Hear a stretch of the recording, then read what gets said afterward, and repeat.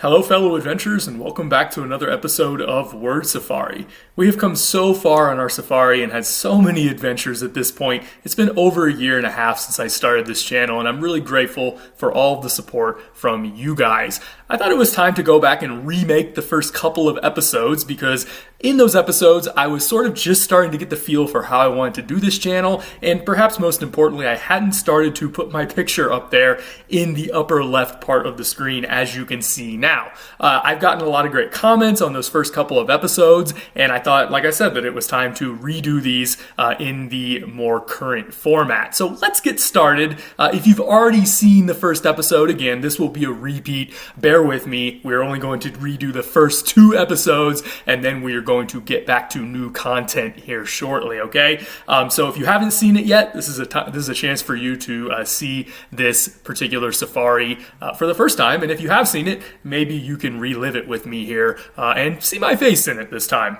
This first safari is about the arch root. We have a lot of arch words in English, as you may have noticed. We have words like archaic, words like archangel, words like monarch, words like arch-nemesis, words like archery. We really have a lot of these words, and you may have never thought, unless of course you have already seen this episode in its earlier version, you may never have thought about what connects all or maybe most of these arch words. So what we're going to do in this episode is talk about what the root is of most of these arch words. In other words, where do we get these arch words from in English, and what idea or semantic content connects these arch words to each other. These arch words, or rather most of them, because as we're going to see at the end of the episode, not all of the arch words we have in English come from this particular root, but most of them do. And the ones that come from this root come from this particular Greek root, ancient Greek root that is arch. All right. In Greek, this was alpha, rho, chi, and chi was a letter, and still is a letter in Greek that is distinct from a K sound. It represented a sound that we don't necessarily have in English. In classical Greek, this was a K sound. It was a K with a puff of air after it. It was like a stronger K. And in modern Greek, it is more of a Ch sound. But either way, it is not a regular K sound. But in English, we usually pronounce it as a K sound in words that have a hard CH in them, an arc kind of sound, all right? So this is the root that we are dealing with.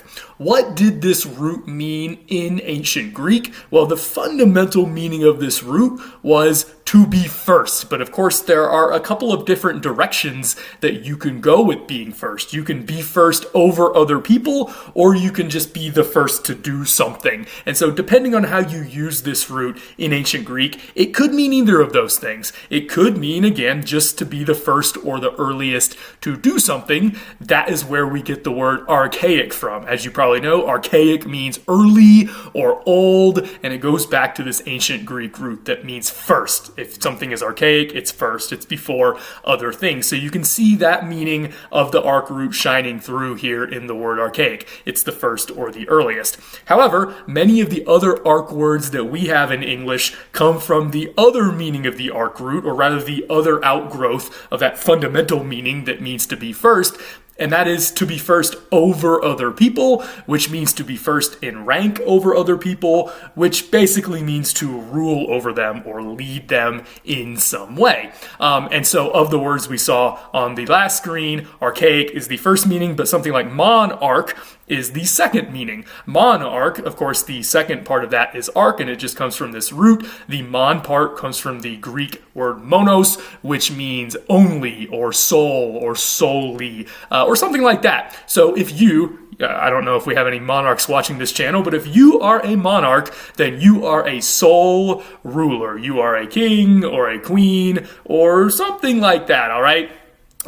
And so that's what it means to be a monarch. As we go on in this episode, we are going to talk about other kinds of arcs, because there are other arcs other than monarchs, of course, that have something to do with ruling. And the first part of that compound is usually going to say something about who is doing the ruling. All right, let's get started. So again, we're going to split this up into roughly two halves. We're going to look at words in modern English that come from the earliest idea of the root arc, which means, to be earlier, to be first. And then we're going to segue into words that come from the ruling idea of that ancient Greek root arc. So let's start with archaeology. We can split this up into archaeo and logi. These both come from Greek words. The archaeo part comes from the Greek adjective archaios, which has the arc root in it with a little bit of extra, suffixal material at the end. And this adjective means old or ancient. That's all that word archaios meant in ancient Greek. The logi part comes from a Greek word logos, and we put this logi suffix onto all kinds of things in English today. In ancient Greek, logos meant a word, but it could also mean a speech or a rationale. It was actually a very complex word in ancient Greek. So as you might know, we can put logi onto the end of things to mean the study of something, or the practice of something, or the rationale behind something, what people say about it when they are studying it. All of that is crammed into that word logi, which, as I said, comes from the ancient Greek word logos. So what is archaeology literally? It's just the study of early stuff, because the study is the logi part and the early stuff is the archaeo or archaeo part, all right? So as you might know, archaeology is the study of beginnings. It's the study of ancient cultures, and most specifically, it concerns itself with digging into the dirt and trying to uncover ancient ruins and artifacts and study them in a scientific manner. I am more of a textual scholar. I have never been on an archaeological dig, but I know that I'm very thankful to my colleagues in archaeology departments all over the world for all the great information and insight that they give us into ancient cultures, the ones that I study by means of literature and by means of linguistics, which of course is what this channel is primarily about. Let's go on to another word that has this Greek root in it that has something to do with being the earliest. How about Archeopteryx? You may be familiar with the ancient dinosaur / proto-bird named Archaeopteryx. Of course, you probably also know that this name was given fairly recently.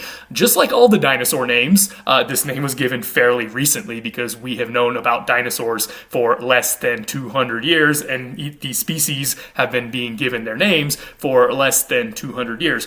Almost all of the names of the dinosaurs have been given names from the ancient Greek language. Now, when I first filmed this episode at the very beginning, of course it was the first episode that I made, and I said that maybe I would make an episode eventually on dinosaur names. Well, sure enough, eventually I did. So I'll put a link up to the episode that I did make on dinosaur names, because there's some really great Greek and occasionally Latin material when you dig into what those dinosaur names mean. And that's certainly no exception when it comes to the dinosaur Archaeopteryx. Again, the archaeo comes from the Greek adjective archaios, which just meant old or ancient.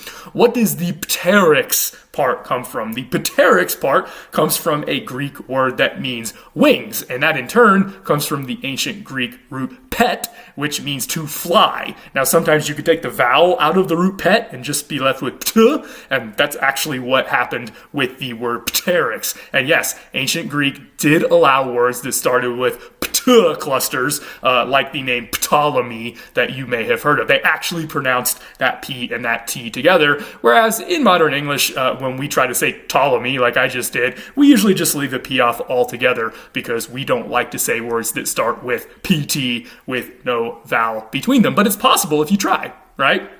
Okay, so Archaeopteryx is made up of two ancient Greek words that really just mean a very early creature. That's the archaeo part. With wings, that's the pteryx part. So again, when you break it down, it actually makes a lot of sense as to why this creature, whom we dug out of the earth, would have been given this name, because it makes sense given its proto-bird status. What about an archetype? This one is particularly interesting. Again, archa comes from this ancient Greek root arch, meaning to be the first or to be the earliest. What about this type root? This type root comes from a Greek root, tupto, and this root meant to hit or to strike, or to beat. And this could be used in a number of different fashions, but essentially, the fashion that is particularly relevant for our discussion here was that something that was beaten into a particular shape, think of metalworks where you heat up the metal and then you beat it into the shape that you want it, like you want to make a sword, or you want to make a statue, or you want to make something like that. Oftentimes it would involve beating the metal into a particular shape. So this root type, this root tupto in ancient Greek, could be used for anything that was made into a particular shape.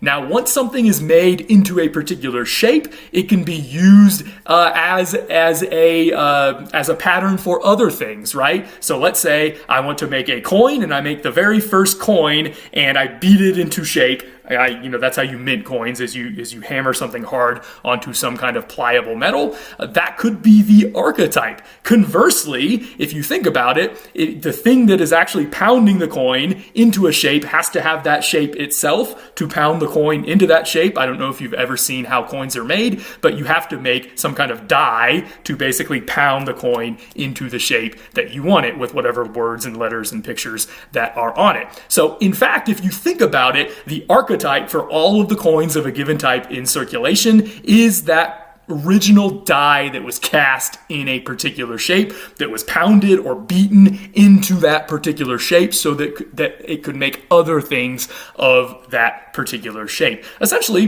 that's what an archetype is. It is the original version of something that everything else is going off of. Of course, we also have this word when we type something in English today, and this has a range of meanings that have to do with beating. Of course, you beat when you're hitting the keys on your keyboard. You're hitting them, you're striking them, you're beating them. Originally, with a typewriter, that would then cause some particular thing to go forward in the shape of that letter and actually strike the page. So there was beating going on there too. And of course, originally, even before that little metal piece had to be beaten into shape. So there's a lot of beating going on when you type something. Of course, we have short-circuited a lot of that today with our computers, and we don't, when you hit a key, there's no little piece in the computer that goes forward and hits your screen. But that is where the original concept came from and the original term came from.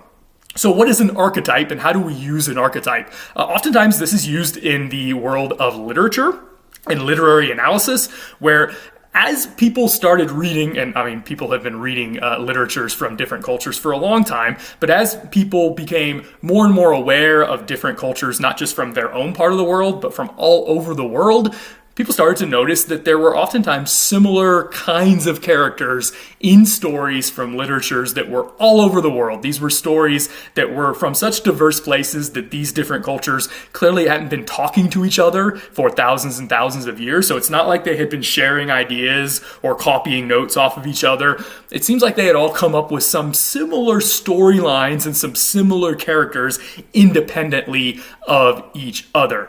It was often theorized that these ideas are just sort of standard storylines that apply to what it means to be human. They say something about us as the human race, not any particular culture or any particular ethnicity. These were called archetypes because just like the original die that creates all the coins that all look the same, so also there seems to be this theory, this hypothesis, that we all have kind of similar ideas in our head, regardless of, again, where we come from or what race or ethnicity we are. We all have some similar ideas in our head that are part of our common human inheritance. And so when we in our culture start writing stories, we oftentimes put some of the same kinds of characters in those stories and have those similar characters go through some similar adventures, even if we're not comparing notes with anyone else. Essentially, that's what an archetype is. And you can see why we would use the compound word archetype, to refer to those kinds of characters. You can see on your screen a chart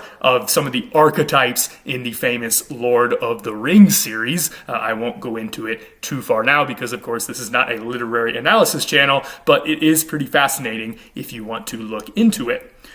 Let's go to some of the words that have to do with ruling. Again, arch can mean to be first, but it can also mean to rule over somebody. So let's talk about some of the ruling words. Again, a lot of the arch and archy words like monarch and monarchy have something to do with ruling, and the person or people or kind of individual who is the first part of that compound is the kind of individual that is actually doing the ruling. So a matriarchy is simply a rule, that's the archy part, by mothers, that's the matra part. So matra, that root meant mother in Greek. It also meant mother in Latin, and it really means mother all over the Indo-European languages. Our word mother in English comes from the Germanic version of this, where the T became a th via Grimm's Law. But other than that, the word still looks the same, just as it does across much of Europe today in Romance languages and other Indo-European languages. So literally, matriarchy means rule by mothers. Of course, the way we use it today doesn't necessarily mean that you have to be a mother to be a ruler in a matriarchy, although oftentimes you will be, because the idea is that matriarchs are older,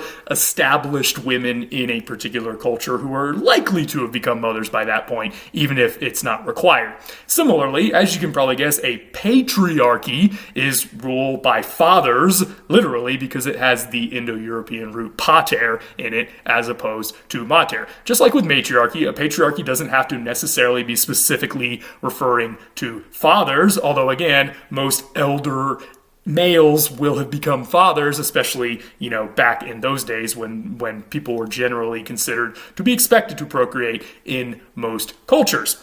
But regardless, even if you're not a father or you're not a mother, you are not necessarily disqualified from being a matriarch or a patriarch. But regardless, that's where these words come from. So you can see that if you chop off the mon part of monarch and just add matra or patra, you get a different kind of rule or ruler.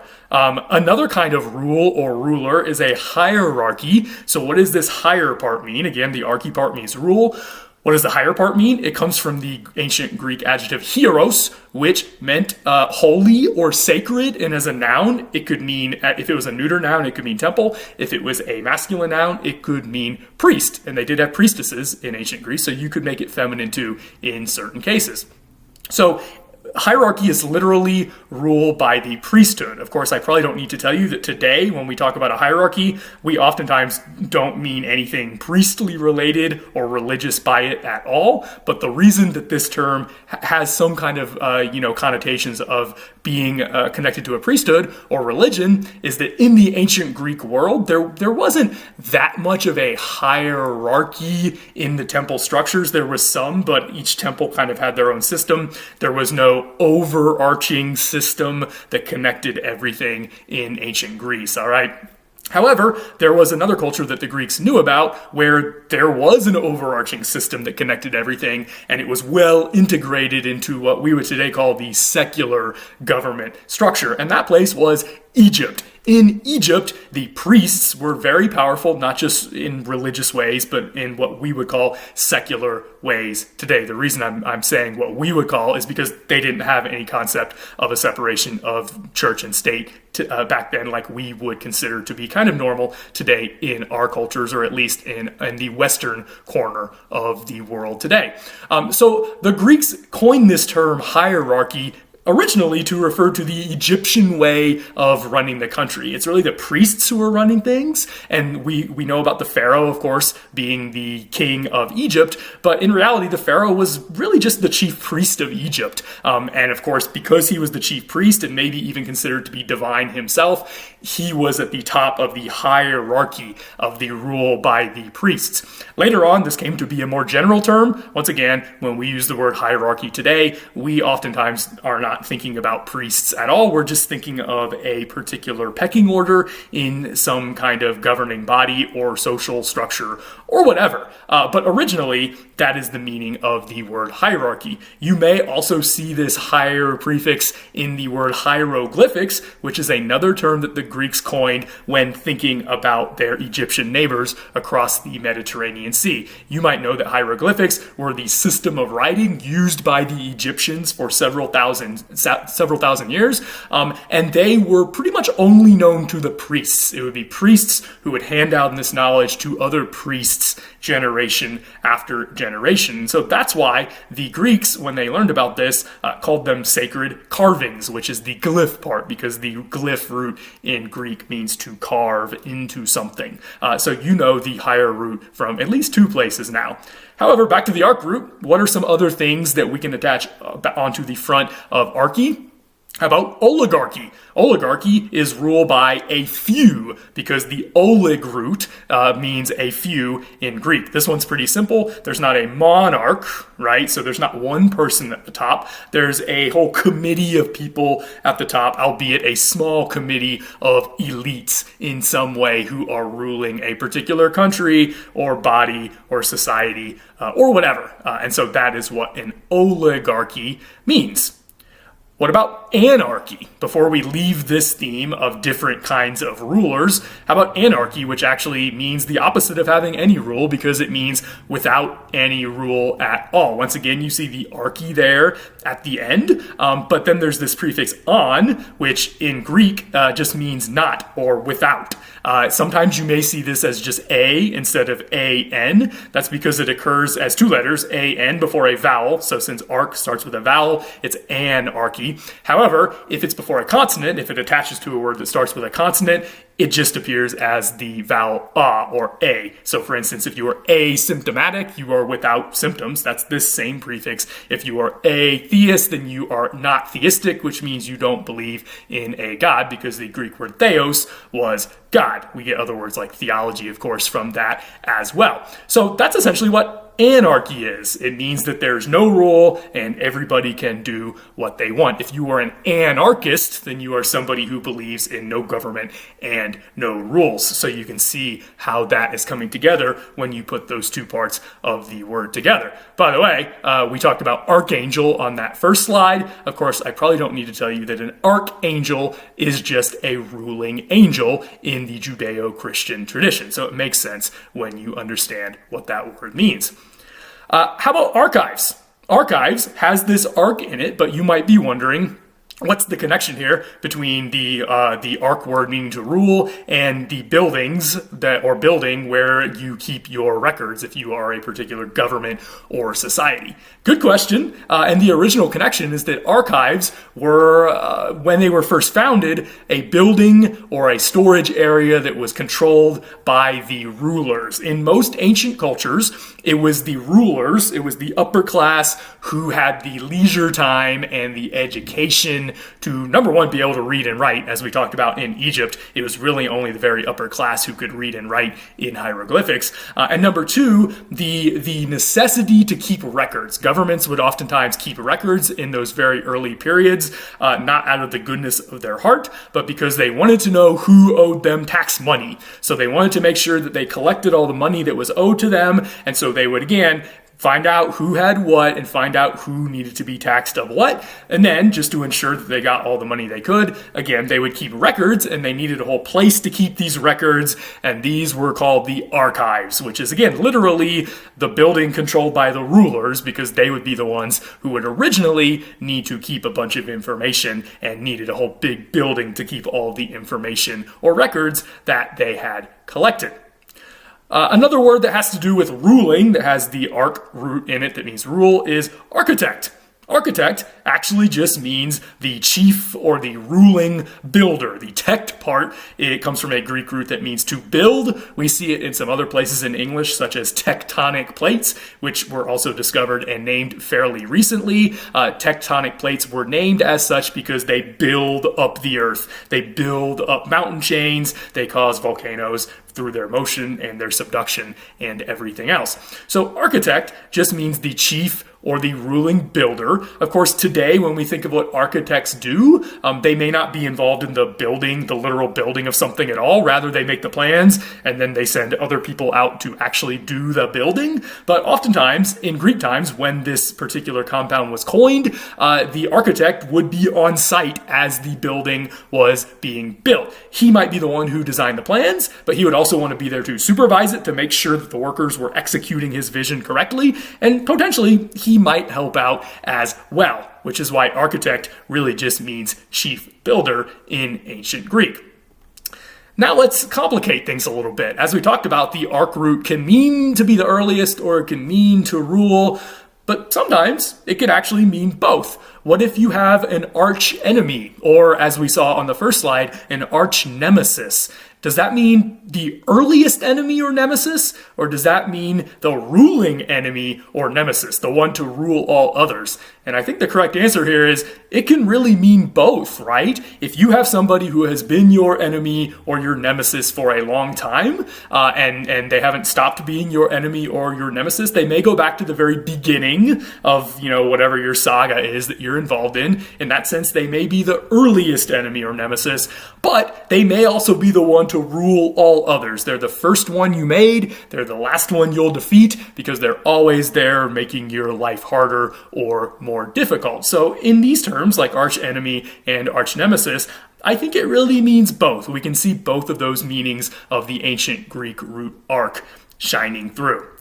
Before we conclude this safari, let's talk about some faux amis, which is Greek for false friends. These are words that look like they come from the ancient Greek arch root, but they don't. They actually come from something else. So let's briefly go through these so we are not confused by their presence in the English language. What about just the word arch? We know that an arch is something that is shaped like a bow, and that's actually because it comes from a word that meant bow in Latin. The Latin word arcus just meant bow. So literally, an arch is just a bow-shaped thing. That's really all it means. Perhaps not surprisingly, if you are an archer, then you use a bow and an arrow. That's what archery is about, is using a bow and an arrow, because just like arcus in Latin could mean a bow from an architectural perspective, like we saw in the last slide, so also the Latin word arcus could mean a bow, as in a bow and arrow. So an archer is someone who uses a bow. Archery is the sport that is played by people who use bows. So again, these do not come from the same Greek root that we have been looking at on this safari. They actually come from another ancient language, Latin, that we also get a lot of words from, as you probably know if you have been watching this channel much at all.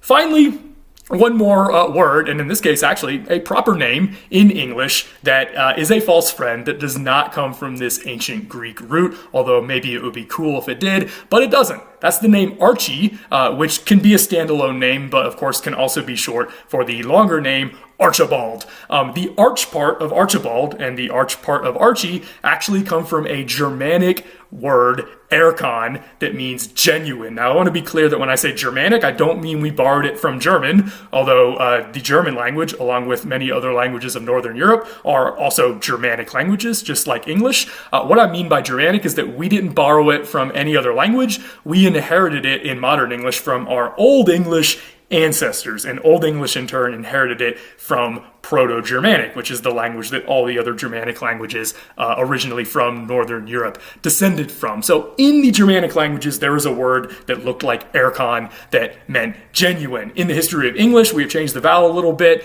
and we have palatalized that k to a ch, which is why we say Archie and not Archie or something like that. The bald part of Archibald, in case you're curious, meant bold. We haven't actually changed that word much in modern English. So if your name is Archibald, it means you are genuine and bold, or maybe genuinely bold, or something like that. So it is a pretty cool compound name, as many names in the Germanic languages are. All right, that concludes our safari. Once again, this has been a remake of the very first safari that I ever did. If you have any more comments, please comment below. I would love to hear what you think. And again, we are going to do this again next time when I remake the second ever safari that we ever did on this channel. See you then.